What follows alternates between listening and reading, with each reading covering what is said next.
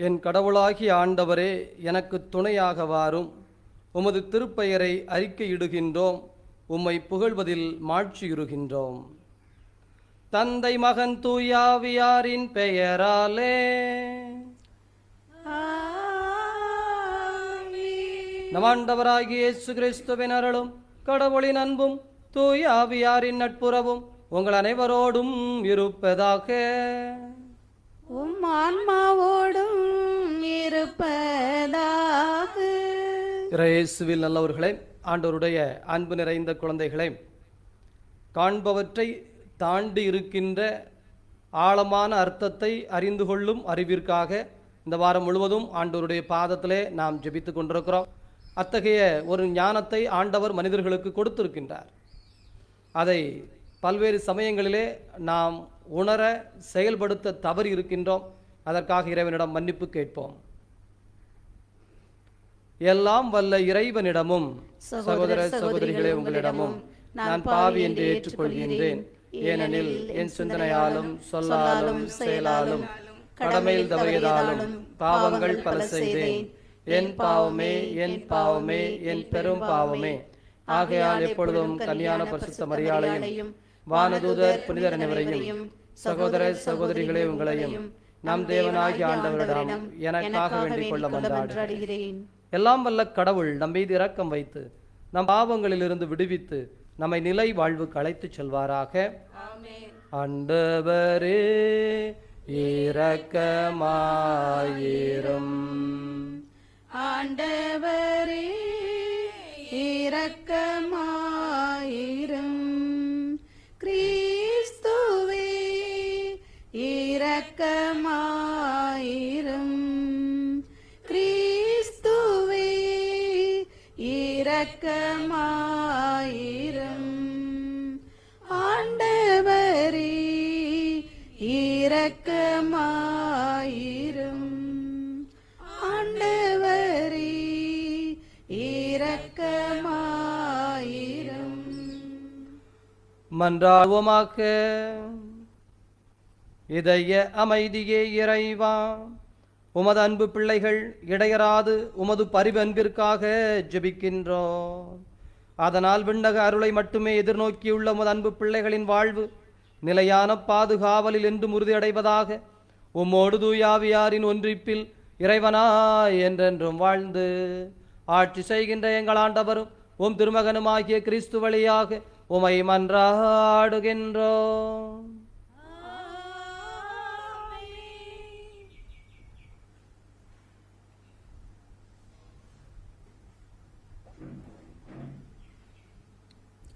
முதல் வாசகம்.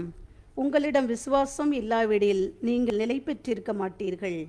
இறைவாக்கினர் எசையா நூலில் இருந்து வாசகம். அதிகாரம் 7, இறை வசனங்கள் 1-9 வரை.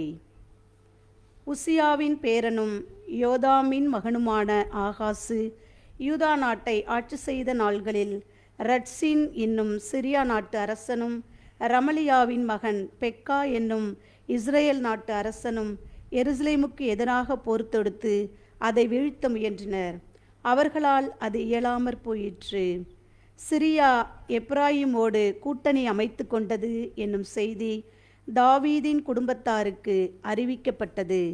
உடனே பெருங்காற்றினால் காட்டு மரங்கள் அலையதிர்வு கொள்வது போல் ஆகாசின் உள்ளமும் அவ் நாட்டு மக்களின் உள்ளங்களும் அலைகழிக்கப்பட்டன.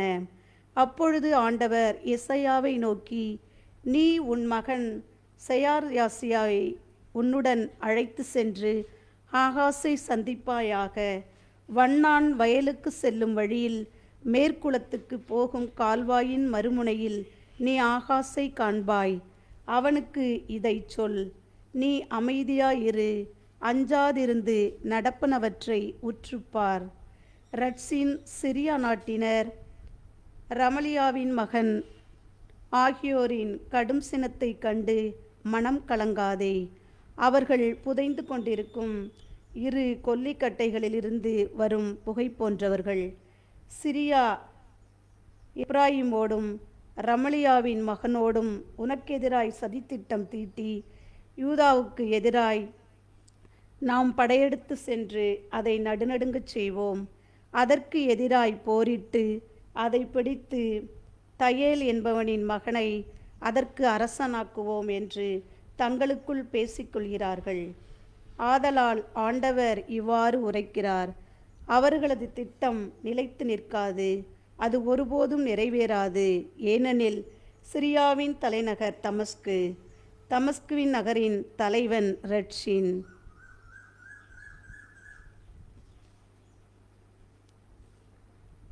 எப்ராயிமின் தலைநகர் சமாரியா, சமாரியாவின் நகரின் தலைவன் ரமலியாவின் மகன். உங்கள் நம்பிக்கையில் நிலைத்திராவிடில் நீங்களும் நிலைத்து நிற்க மாட்டீர்கள். இது ஆண்டவர் வழங்கும் அருள்வாக்கு. திருப்பாடல் 48 1-7 வரை. பல்லவி 8D. பதிலுரை பாடல். கடவுள் தம் நகரை எந்நாளும் நிலைத்திருக்கச் செய்வார். கடவுள் தம் நகரை எந்நாளும் நிலைத்திருக்கச் செய்வார். ஆண்டவர் மாண்புமிக்கவர், நம் கடவுளின் நகரில் அவரது திருமலையில் மிகுந்த புகழுக்கு உரியவர். தொலைவடக்கில் நிகழும் சியோன் மலை அனைத்து உலகிற்கும் மகிழ்ச்சியாய் இலங்குகின்றது. பல்லவி. கடவுள் தம் நகரை எந்நாளும் நிலைத்திருக்கச் செய்வார். மாவேந்தரின் நகரும் அதுவே. அதன் அரண்மனைகளில் கடவுள் வீற்றிருந்து தம்மையே அதன் கோட்டை என காட்டியுள்ளார். பல்லவி. கடவுள் தம் நகரை எந்நாளும் நிலைத்திருக்கச் செய்வார். இதோ அரசர் அனைவரும் ஒன்று கூடினர், அணிவகுத்து ஒன்றாக வந்தனர். அந்தோ பார்த்ததும் திகைத்தனர், திகிலடைந்து ஓட்டம் பிடித்தனர். பல்லவி. கடவுள் தம் நகரை எந்நாளும் நிலைத்திருக்கச் செய்வார். அங்கே அச்சம் அவர்களை ஆட்கொண்டது, பேறுகால பெண்போல் அவர்கள் துடிதுடித்தனர். தர்சீஸ் கப்பல்களை கீழே காற்றினால் நீர் தகர்த்தெறிகின்றீர். பல்லவி. கடவுள் தம் நகரை எந்நாளும் நிலைத்திருக்க செய்வார்.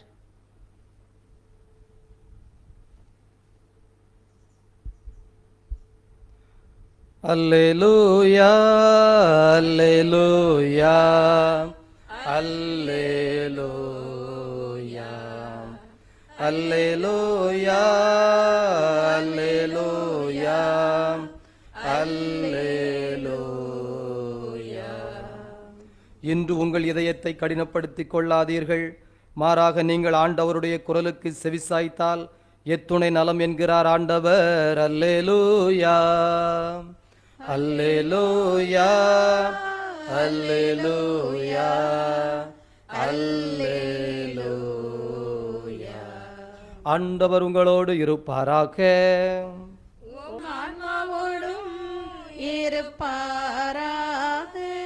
மத்தேயு எழுதிய தூய நற்செய்தியிலிருந்து வாசகம்.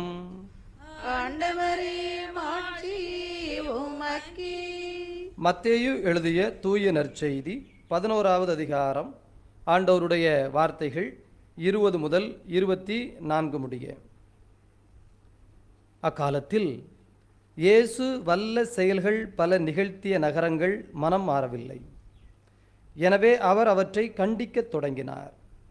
கிராசின் நகரே ஐயோ உனக்கு கேடு, பெத்சாய்தா நகரே ஐயோ உனக்கு கேடு. ஏனெனில் உங்களிடையே செல்லப்பட்ட வல்ல செயல்கள் தீர் சீதோன் நகரங்களில் செய்யப்பட்டிருந்தால் அங்குள்ள மக்கள் முன்பே சாக்கு உடை உடுத்தி சாம்பல் பூசி மனம் மாறியிருப்பர். தீர்ப்பு நாளில் தீருக்கும் சீதோனுக்கும் கிடைக்கும் தண்டனையை விட உங்களுக்கு கிடைக்கும் தண்டனை கடினமாகவே இருக்கும் என நான் உங்களுக்கு சொல்லுகிறேன். கப்பர்நகூமே, நீ வானளாவ உயர்த்தப்படுவாயோ இல்லை பாதாளம் வரை தாழ்த்தப்படுவாய். ஏனெனில் உன்னிடம் செய்யப்பட்ட வல்ல செயல்கள் சோதோமில் செய்யப்பட்டிருந்தால் அது இன்று வரை நிலைத்திருக்குமே. தீர்ப்பு நாளில் சோதோமுக்கு கிடைக்கும் தண்டனையை விட உனக்கு கிடைக்கும் தண்டனை கடினமாகவே இருக்கும் என நான் உனக்கு சொல்லுகிறேன் என்றார். ஆண்டவரின் அருள்வாக்கு. கிறிஸ்துவே உமக்கு புகழ். நற்செய்தி வாக்கினால் நம் பாவங்கள் அகல்வனவாக.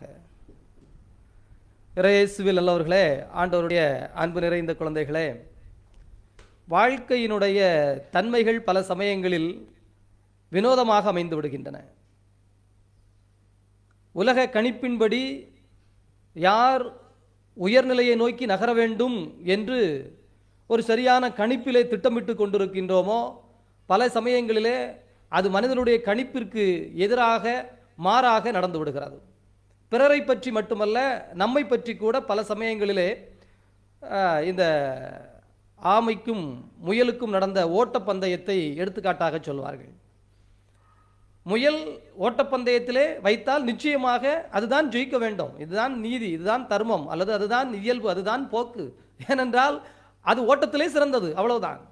ஆமையோடு ஒப்பிட்டு கதை சொன்னார்கள் பாருங்கள். அங்குதான் இந்த பெரியோர்கள் நமக்கு வைத்திருக்கின்ற ஞானமான காரியத்தை நாம் புரிந்து கொள்ள வேண்டும். ஓட்டத்திலே சிறந்த ஒன்றையும் எடுத்து, ஓடுவதற்கு தகுதியில்லாத தவழ்ந்து போகின்ற ஒன்றையும் எடுத்து, இதோ ஓட்டப்பந்தயம் வைத்து அதிலே இந்த ஆமை ஜெயித்தது என்கின்ற ஒரு செய்தியையும் உள்ளே வைக்க முடியும் என்றால், வாழ்க்கையிலே போக்கை, வாழ்க்கையினுடைய திசையை, எது எப்போது யாருக்கு எப்படி நடக்கிறது என்பதை யார் தீர்மானிக்கின்றார் என்பது ஒரு ஆழமான கேள்வியாகவே இருக்கின்றது. திட்டமிடுதல் பல சமயங்களில் உதவி செய்யத்தான் செய்கிறது, இல்லை என்று சொல்வதற்கில்லை. ஆனால் திருப்பாடலும் நமக்கு இப்படித்தான் சொல்லுகிறது, ஆண்டவர் தாமே வீட்டை கட்டவில்லை என்று சொன்னால் வீடு கட்டுகிறவனுடைய உழைப்பு வீண். ஆண்டவர் தாமே நகரை காவல் காக்கவில்லை என்று சொன்னால் காவல் செய்கிறவன் விழித்திருப்பது வீணே. அப்ப அதுக்காக காவல் காக்காம போயிட முடியுமா? வீடு கட்டாம சும்மா உட்கார்ந்திருந்தா வீடு தன்னால மந்திரத்துல மாங்காவாய் முளைத்து விடுமா? அப்போ இந்த இடைப்பட்ட ஒரு செய்தி, அதுதான் இந்த வாரம் நாம் முழுவதும் யோசித்துக் கொண்டிருக்கிறோம், தியானித்துக் கொண்டிருக்கிறோம். ஆண்டவருடைய அன்பு பிள்ளைகளே, இடைப்பட்ட, அந்த இடைப்பட்டதில் இருப்பது எது?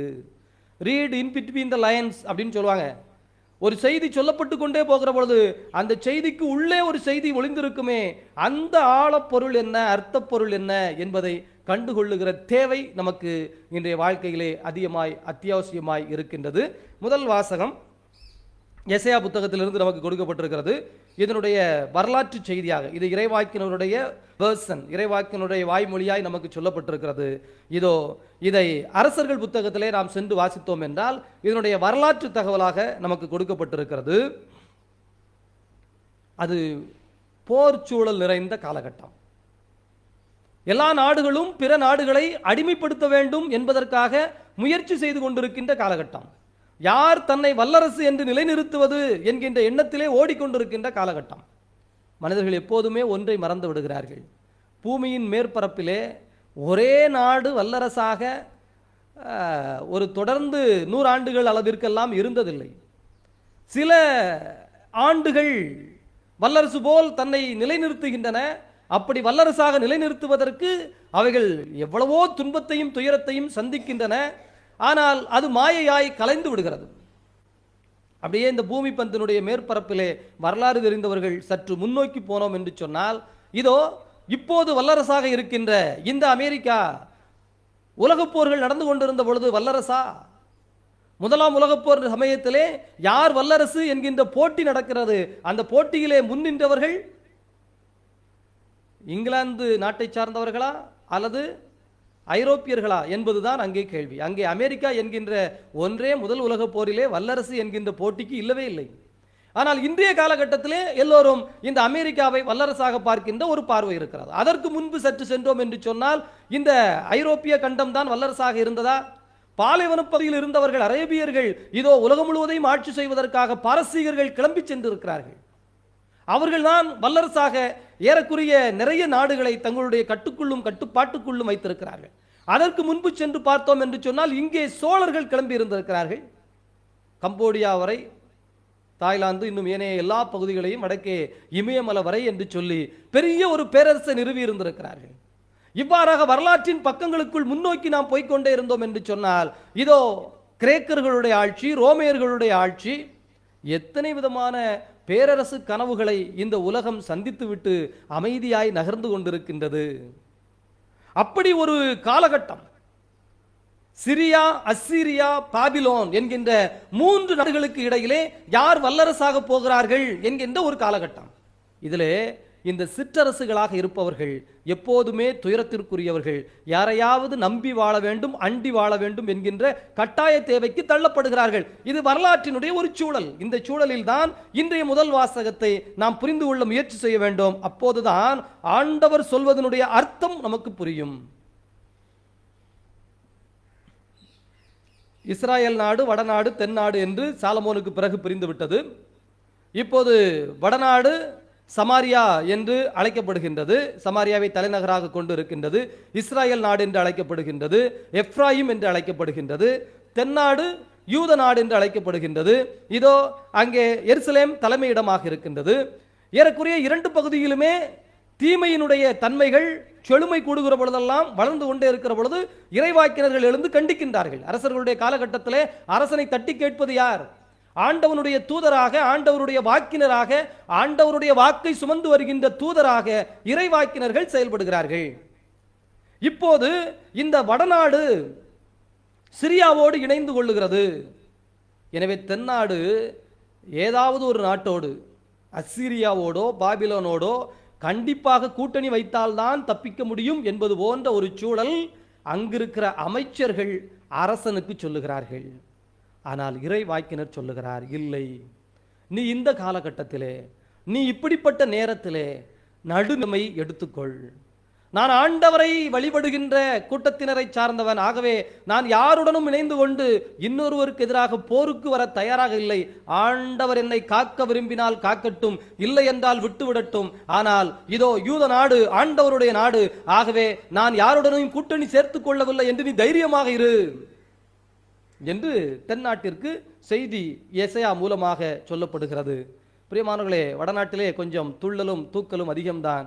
இவர்கள் சிரியாவோடு இணைந்து கொண்டு, ரெண்டும் சகோதர நாடு, இஸ்ராயேலும் யூதாவும் 12 குலங்கள் இஸ்ராயேல் மக்கள் அங்கிருந்து கிளம்பி வருகிறார்கள் எகிப்திலிருந்து. இந்த வரலாற்று செய்தியெல்லாம் ஆண்டுதோறும் இந்த மக்களுக்கு சொல்லப்படுகிறது. சகோதர சண்டைக்குள் தாங்கள் பிளவுபட்டு நிற்கிறார்கள். அப்போ வலிய நாடோட சிரியாவோடு எப்ராயிம் வடநாடு கூட்டணி அமைத்துக் கொண்டது தானே. அப்போ யார் ஜெயிக்க வேண்டும்? யாருடைய கதை முதலில் முடிய வேண்டும்? இதோ தனித்து விடப்பட்ட யூதாவினுடைய கதை தானே முடிய வேண்டும். ஆனால் வரலாற்றின் பக்கங்களிலே பார்க்கிறோம், 722 சமாரியா அசீரியர்களுக்கு அடிமையாய் இழுத்துச் செல்லப்படுகிறது. இதுதான் வரலாற்றின் தன்மை. நாம் யார் சரியாய் செய்து விட்டார், எல்லாவற்றையும் இதோ தன் வாழ்க்கைக்கு தேவையான அளவிற்கு சேர்த்து வைத்து விட்டார், இவரை எந்த தீமையும் அல்லது எதுவும் அணுகிவிட முடியாது, தோல்வியே அவரை சந்தித்து விட முடியாது, அவர் அந்த அளவிற்கு உயர்ந்து விட்டார் என்று யாரை இந்த உலகம் சொல்ல நாம் கேள்விப்பட்டிருக்கிறோமோ, அங்கே அவர்கள் ஆண்டவருக்கு உகந்த பிள்ளைகளாய் இல்லை என்று சொன்னால் அவர்களின் அழிவு முடிவு இதோ மிக சமீபமாக இருக்கிறது. அதை யாராலும் தடுக்க முடியவில்லை. வரலாற்றின் பக்கத்திலே இன்றைய முதல் வாசகம் அழுத்தமாய் சொல்லுகிறது. ஆண்டவரே துணை என்று நம்பி நிற்கின்ற யூத நாடு ஏறக்குறைய இது 538 வரை தாக்குப்பிடிக்கிறது. ஏறக்குறைய அதற்கு அடுத்து ஒரு 200 ஆண்டுகள் தாக்குப்பிடிக்கின்ற தன்மை தென்னாட்டிற்கு இருக்கிறது, யூத நாட்டிற்கு இருக்கின்றது. எனவே ஆண்டவருடைய அன்பு பிள்ளைகளை, கண்களை மூடிக்கொள்வோம், இதே பகுதியிலே கரம் குவித்துக் கொள்வோம். நமக்கு எதிராக எத்தனையோ பேர் சூழ்ச்சி செய்கின்ற பொழுது, நமக்கு எதிராக எத்தனையோ பேர் எழுந்து வருகின்ற பொழுது நாம் என்ன நினைக்கின்றோம், என்ன செய்கின்றோம்? வல்லவராம் கடவுள் நமக்கு துணை, வல்லவராம் கடவுள் எனக்கு பாதுகாப்பு, எல்லாம் நிறைந்தவர், அருள் நிறைந்தவர், ஆண்டவர் எனக்கு வலிமையோடும் ஆற்றலோடும் இருக்கிறார், ஆண்டவர் போர் வீரனாக இருக்க, எனக்கு வழித்துணையாக இருக்க யாருக்கு நான் அஞ்ச வேண்டும் என்கின்ற ஆழமான விசுவாச எண்ணம் நமக்குள் வருகிறதா? அல்லது பயத்தோடும் பதற்றத்தோடும் தேவையற்ற நண்பர்களோடு கூட்டணி வைத்துக் கொள்ளுகிற, தேவையற்ற உறவுகளை சேர்த்து கொள்ளுகிற, தீய பவறான பாதையிலே சென்றாவது நம்முடைய வாழ்வை காத்துக்கொள்ளலாம், இருப்பதை சேர்த்துக்கொள்ளலாம் என்கின்ற எண்ணத்திற்குள் சென்று விடுகிறோமா என்கின்ற மனச்சாட்சிக்கான கேள்வியை இன்றைய வாசகம் எழுப்பி இருக்கிறது. உருக்கத்தோடு ஜெபிப்போம். அன்பான கடவுளே, ஆசீர்வாதத்தின் தகப்பனே, உமது அன்பு பிள்ளைகள் நாங்கள் உருக்கத்தோடு ஜெபிக்கிறோம். வல்ல தகப்பனாய் இருக்கிறவர் நீர், இந்த உலகத்தை படைத்தவராய் இருக்கிறவர் நீர், ஏதோ இந்த உலகத்தை அதனதன் காலத்திலே அதனதன் போக்கிலே ஆண்டு நடத்தி கொண்டிருப்பவர் நீர். எனவே உமது அன்பு பிள்ளைகளாக எங்களை நாங்கள் கடந்த வாரம் முழுவதுமாக தேர்ந்தெடுத்து கொண்டோமே, இந்த வாரத்திலே அதற்கான உண்மையான அர்த்தத்தை, உண்மையான பொருளை ஆசீர்வாதத்தின் தகப்பனே உணர்ந்து உமது வார்த்தையிலே தேடிக்கொண்டிருக்கிற அன்பு பிள்ளைகள் ஒவ்வொருவரையும் ஆசீர்வதியும். குறிப்பாக குடும்பத்தோடு நோயோடு இருக்கிற உமது பிள்ளைகள் இந்த நேரத்தில் ஜெபிப்பதற்காக மீண்டும் மீண்டும் கேட்டிருக்கிறார்கள். வல்ல தகப்பனே, அவர்களுடைய நோயை முழுமையாக குணப்படுத்தும். இது ஒன்றுமல்ல, சிறிய தன்மைதான். இதோ இந்த நோயிலிருந்து உனக்கான விடுதலையை நான் நிறைவாக தந்திருக்கின்றேன், குணப்படுத்துகின்ற ஆண்டவராக நானே இருக்கின்றேன் என்று சொல்லி இந்நாளிலே அவர்களுக்கு உம்மை வெளிப்படுத்தும். குணப்படுத்துகின்ற ஆண்டவராக, அருள் தருகின்ற ஆண்டவராக. இதோ அந்த ஊதாரி மைந்தன் திரும்பி வருகின்ற பொழுது அவனுடைய தன்மையெல்லாம் சரி செய்துவிட்டு அவனை குணப்படுத்திய தகப்பனாக, இதோ அந்த நல்ல சமாரியன் கதையிலே அடிபட்டு கிடந்த கள்ளனுக்கு இதோ எண்ணெயெல்லாம் பூசி அந்த மனிதனுக்கு எல்லா விதமான தன்மைகளும் கொடுத்து அவரை ஆசீர்வாதமாக எழுப்பிவிட்ட தகப்பனாக இருக்கிறீரே வல்ல தகப்பனே. இதோ இந்த நாளிலே அந்த நம்பிக்கையை, அந்த குணப்படுத்துதலினுடைய ஆண்டவர் என்பதை, இதோ பேதுருவினுடைய மாமியார் காய்ச்சலாய் படுத்திருந்த பொழுது கரத்தை பிடித்து நான் எழுப்பி விடுகிறேன், நீ எழுந்திரி என்று சொல்லி எழுப்பி விட்டு குணப்படுத்திய தெய்வமாக இருக்கிறீரே. இதோ விவிலியம் முழுவதும் நாங்கள் வாசிக்கின்றோமே, நோய்களுக்கெல்லாம் அதிபதியாக இருந்து அவற்றை விரட்டி ஓட்டுகிறவராக இருக்கிறீரே. உமது அன்பு பிள்ளைகளுடைய குடும்பத்தை ஆசீர்வதியும், நம்பிக்கையால் நிரப்பும், வல்ல செயலால் ஆசீர்வதித்து அவர்களை உமக்கு சாட்சிமிக்க பிள்ளைகளாக மாற்றும். இந்த நாளிலே நல்ல பாவ சங்கீதத்திற்காக தயாரித்துக் கொண்டிருக்கிற அன்பு குழந்தையை நிறைவான முறையிலே ஆசீர்வதியும். ஏதோ அந்த பாவ சங்கீதனம் முழுமையாய் நடைபெறுகிற பொழுது தன்னுடைய பாவ கட்டுகளிலிருந்து, சாத்தானுடைய கட்டுகளிலிருந்து நான் வெளியேறி வந்துவிட்டேன், ஆண்டவர் என்னை முழுவதுமாக குணப்படுத்தி விட்டார், தூய்மைப்படுத்தி விட்டார், பரிசுத்தப்படுத்தி விட்டார், ஆண்டவருடைய அன்பு கரத்திலே அவருடைய இரத்தத்தினால் நான் அபிஷேகம் செய்யப்பட்டு விட்டேன் என்கின்ற ஆழமான அந்த பாவ மன்னிப்பினுடைய உணர்வை, பாவ மன்னிப்பு வழிபாட்டிலே நிறைவாக பெற்றுக்கொள்வதற்கான அருளையும் ஆசிரையும் நீர் நிறைவாக தந்துரல்வீராக. உமது அன்பின் கரம், உமது ஆசீர்வாதத்தின் கரம், உமது அருளின் கரம் எங்களுக்குள் நிறைந்து தங்குவதாக. ஆமென்.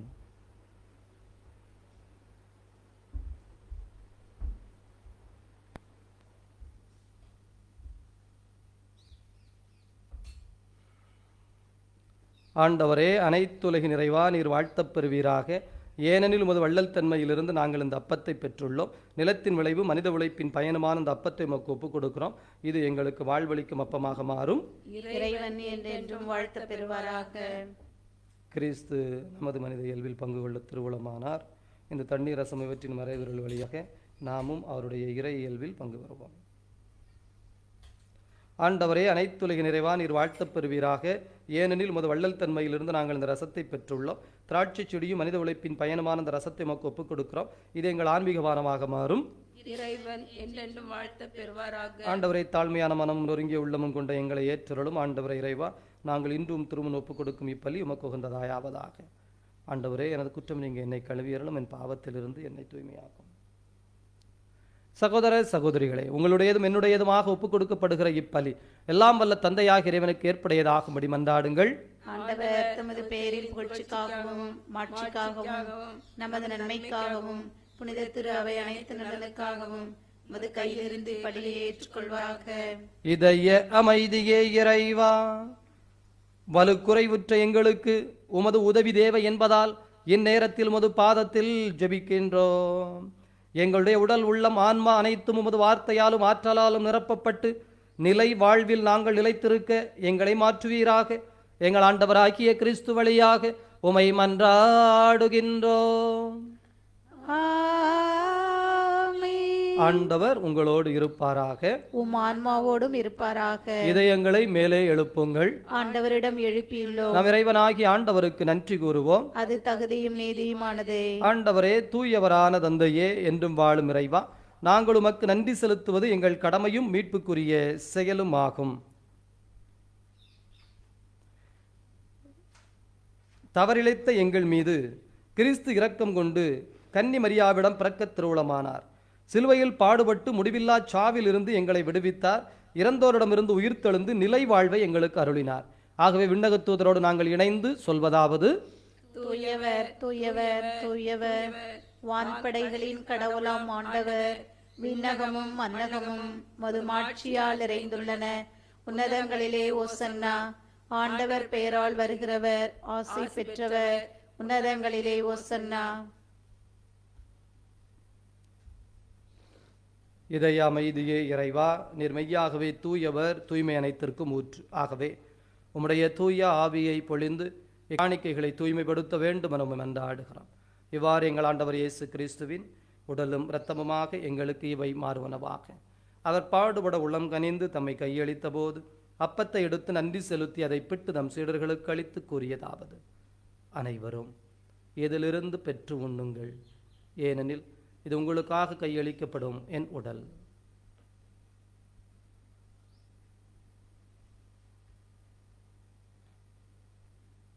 அவ்வண்ணமே இரவு விருந்தை அருந்தியபின் கிண்ணத்தை எடுத்து மீண்டும் உமக்கு நன்றி கூறி தம் சீடர்களுக்கு அளித்து அவர் கூறியதாவது: அனைவரும் இதிலிருந்து பெற்று பருகுங்கள். ஏனெனில் இது புதிய நிலையான உடன்படிக்கைக்குரிய என் இரத்தத்தின் கிண்ணம். இது பாவ மன்னிப்புக்கென்று உங்களுக்காகவும் பலருக்காகவும் சிந்தப்படும். இதை என் நினைவாகச் செய்யுங்கள்.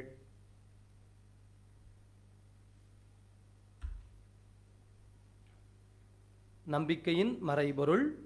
ஆண்டவரே, நீர் வருமளவும் உமது இறப்பினை அறிக்கையிடுகின்றோம், உமது உயிர்ப்பினையும் எடுத்துரைக்கின்றோம். ஆகவே ஆண்டவரே, நாங்கள் கிறிஸ்துவின் இறப்பினையும் உயிர்ப்பினையும் நினைவு கூர்ந்து வாழ்வு தரும் அப்பத்தினையும் மீட்பளிக்கும் கிண்ணத்தினையும் ஒப்புக் கொடுக்கின்றோம். உம் திருமண் நின்று ஊழியம் புரிய தகுந்தவர்களை எங்களை ஏற்றுக்கொண்டீர். எனவே உமக்கு நன்றி செலுத்துகின்றோம். மேலும் கிறிஸ்துவின் உடலிலும் இரத்தத்திலும் பங்கு கொள்ளும் எங்களை தூய் ஆவியானவர் ஒன்று சேர்க்க வேண்டுமென உம்மை தாழ்மையுடன் மன்றாடுகிறோம். ஆண்டவரே, உலகம் முழுவதும் பரவி இருக்கும் அது திரு அவையை நினைவு கூர்ந்தரலும். எங்கள் திருத்தந்தை பிரான்சிஸ், எங்கள் ஆயர் அந்தோணிசாமி, உமது பாச பிள்ளைகள் உருக்கத்தோடு உமது அன்பின் பிள்ளைகளாய் இருக்கின்றோம் என்கின்ற உணர்வோடும் நம்பிக்கையோடும் ஜெபித்துக் கொண்டிருக்கிற பாச பிள்ளைகள் ஒவ்வொருவரையும் அன்பின் நிறைவு பெறச் செய்தரலும். விரும்பி வேண்டி கேட்டுக் கொண்டிருக்கிற அத்தனை ஆசீர்வாதங்களையும் பெற்றுக்கொள்கின்ற ஆசீர்வாதமான உள்ளத்தை, சூழலை, நிலையை இந்நேரத்திலே நீர் அவர்களுக்கு நிறைவாய் பொழிந்தருளும். எங்கள் அனைவரையும் அன்பின் நிறைவு பெறச் செய்தருளும். உயிர்த்தெழுவோம் என்கின்ற எதிர்நோக்குடன் துயில் கொள்ளும் எங்கள் சகோதர சகோதரிகள் அனைவரையும் ஒளி நிறைந்த உம் திருமுன் ஏற்றுக்கொள்ளும் எங்கள் அனைவர் மீதும் இரக்கமாயிரும். கடவுளின் கன்னித்தாயான புனிதமிக்க மரியாள், அவருடைய கணவரான புனித யோசேப்பு, புனித திருத்தூதர்கள், இவ்வுலகில் உமக்கு உகந்தவராயிருந்த புனிதர் அனைவருடனும் நாங்கள் இலைவாழ்வில் பங்கு கொள்ளும் தகுதி பெற்று உம் திருமகன் இயேசு கிறிஸ்து வழியாக உம்மை புகழ்ந்தேத்து மரமருள உம்மை மன்றாடுகிறோம். இவர் வழியாக இவரோடு இவரில் எல்லாம் வல்ல இறைவனாகிய தந்தையே, தூயாவியாரின் ஒன்றிப்பில் எல்லா புகழும் ஆட்சியும் என்றென்றும் உமக்கு உரியதே. ஆமென், ஆமென், ஆமென். நம் ஆண்டவர் இயேசு கிறிஸ்து ஜெபிக்க கற்றுக் கொடுத்தார். அனைவரும் இணைந்து ஜெபிப்போம். விண்ணுலகில் இருக்கிற எங்கள் தந்தையே, உமது பெயர் தூயதென போற்றப் பெறுக. உமது ஆட்சி வருக. உமது திருவுளம் விண்ணுலகில் நிறைவேறுவது போல மண்ணுலகிலும் நிறைவேறுக. எங்கள் அன்றாட உணவை இன்று எங்களுக்கு தாரும். எங்களுக்கு எதிராக குற்றம் செய்வோரை நாங்கள் மன்னிப்பது போல எங்கள் குற்றங்களை மன்னியும். எங்களை சோதனைக்கு உட்படுத்தாதேயும், தீமையிலிருந்து எங்களை விடுவித்தருளும். ஆண்டவரே, தீமை அனைத்திலும் இருந்தும் எங்களை விடுவித்து எங்கள் வாழ்நாளில் அமைதியை கனிவுடன் அருள உம்மை மன்றாடுகிறோம். உமது இரக்கத்தின் உதவியால் நாங்கள் பாவத்திலிருந்து எப்போதும் விடுதலை பெற்று யாதொரு கலக்கமும் இன்றி நலமாயிருப்போமாக. நாங்கள் எதிர்நோக்கி இருக்கிற பேரின்பத்திற்காகவும் மீட்பராகிய இயேசு கிறிஸ்துவின் வருகைக்காகவும் காத்திருக்கின்றோம். ஏனெனில் ஆட்சியும் வல்லமையும் மாட்சியும் என்றென்றும் அது. ஆண்டவரே இயேசு கிறிஸ்துவே, அமைதியை உங்களுக்கு விட்டுச் சொல்கிறேன், என் அமைதியையே உங்களுக்கு அளிக்கிறேன் என்றும் திருத்தூதர்களுக்கு மொழிந்தீரே. எங்கள் பாவங்களை பாராமல் உமது திரு அவையின் நம்பிக்கையை கண்ணோக்கி அதற்கு அமைதியும் ஒற்றுமையும் தந்திரள்வீராக. என்றென்றும் வாழ்ந்தாட்சி செய்கின்றவர் நீரே. ஆமென். ஆண்டவருடைய அமைதி உங்களோடு என்றும் இருப்பதாக. உம் ஆன்மாவோடும் இருப்பதாக. ஒருவருக்கொருவர் நம் ஆண்டவர் தருகிற அமைதியை அறிவித்துக் கொள்வோம். உலகின் பாவங்களை போக்கும் இறைவனின் திருமகனே, எங்கள் மேல் இரக்கமாயிரம். உலகின் பாவங்களை போக்கும் இறைவனின் செம்மறியே, எங்கள் மேல் இரக்கமாயிரம்.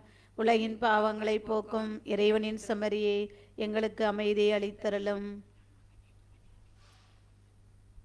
இதோ இறைவனின் செம்மறி, இவரே உலகின் பாவங்களை போக்குகின்ற தெய்வம். இந்த தெய்வத்தினுடைய விருந்துக்கு அழைக்கப்பட்டிருக்கிற நாம் அனைவரும் பேர் பெற்றவர்கள். ஆண்டவரே, நீரின் நிலத்தில் எழுந்தருள நான் தகுதியற்றவள். ஆனால் ஒரு வார்த்தை மட்டும் சொல்லியலும் எனது ஆன்மா நலமடையும். கிறிஸ்துவின் திருவுடல் திறத்தனமை காத்து நிலை வாழ்க்கை அழைத்துச் செல்வதாக. ஆமென்.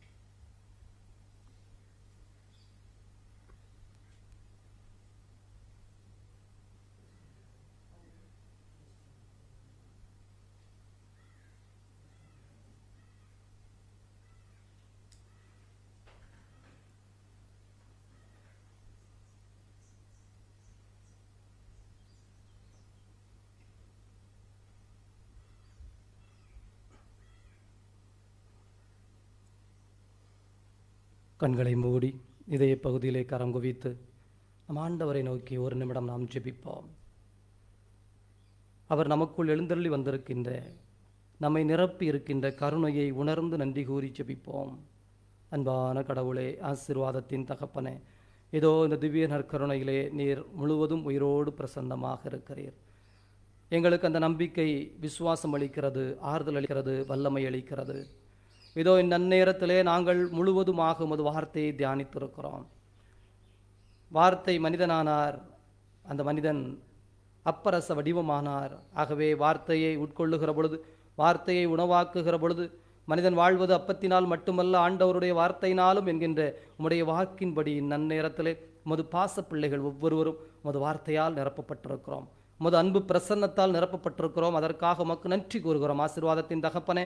எனவே முழுவதுமாக நீர் எங்களை நிரப்பியிருக்கிறீர் என்கின்ற ஆழமான உணர்வுள்ள இந்த பிரசன்னம் எங்களை வழிநடத்துவதாக.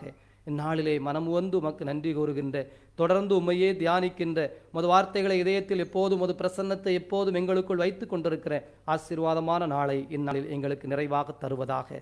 குணமும் சுகமும் தருகிறவரே, உமது வாக்கு எங்களுக்குள் நிறைந்திருப்பதால் உடலிலே முழுமையான சுகம் பெறுவதற்கு தேவையான, உள்ளத்திலே முழுமையான ஆறுதல் பெறுவதற்கு தேவையான வல்லமையான காரியத்தை இந்நேரத்தில் நிறைவாக வழிநடத்தி தந்திருக்கிறீரே. கலைமான் நீரோடைக்காக ஏங்கி தவிப்பது போல நாங்கள் தாகத்தோடு உம்மை தேடி வந்தோம். ஏதோ தேவையான அளவு எங்களை உமது ஆசீர்வாதத்தால் நிரப்பி இருக்கிறீரே. கொடான கோடி நன்றி தகப்பனே. நீரோ படைத்தவர், நாங்களோ படைக்கப்பட்ட பொருள். ஆனாலும் எங்கள் மீது நீர் கொண்டிருக்கிற அன்பினால், பேரன்பினால், பெரும் கருணையினால் எங்களுக்குள் எழுந்தருளி வந்து முழுமையான உமது பிரசன்னத்தை, குணமளிக்கின்ற பிரசன்னத்தை, ஆறுதல் அளிக்கின்ற பிரசன்னத்தை, வல்லமை அளிக்கின்ற பிரசன்னத்தை எங்களுக்கு நிறைவாக தந்திருக்கிறீரே. கொடான கோடி நன்றி தகப்பனே. நன்றி ஆண்டவரே, நன்றி. மன்றாடுவோமாக. இதய அமைதியே இறைவா, உமது அன்பின் அருளாலும் கொடையாலும் தூய ஆவியாலும் வார்த்தையாலும் வலுவூற்றப்பட்ட நாங்கள் உம்மை புகழ்கின்றோம். இத்திரு அருளின் ஆற்றலால் நாங்கள் உமது அன்பு பிள்ளைகளாக என்றும் நம்பிக்கையில் வளர்ச்சியுற செய்தருள் எங்கள் ஆண்டவராகிய கிறிஸ்து வழியாக உமை மன்றாடுகின்றோம். ஆண்டவர் உங்களோடு இருப்பாராக, உம் ஆன்மாவோடும் இருப்பாராக. எல்லாம் வல்ல கடவுள் தந்தை, மகன், தூய ஆவியார் உங்கள் அனைவரையும் நிறைவாக ஆசீர்வதிப்பாராக. ஆமென். உயிர்த்த கடவுளின் உண்மை பிள்ளைகளாக சென்று வாழுங்கள். பேரின்பம் தொடரட்டும். இறைவனுக்கு நன்றி.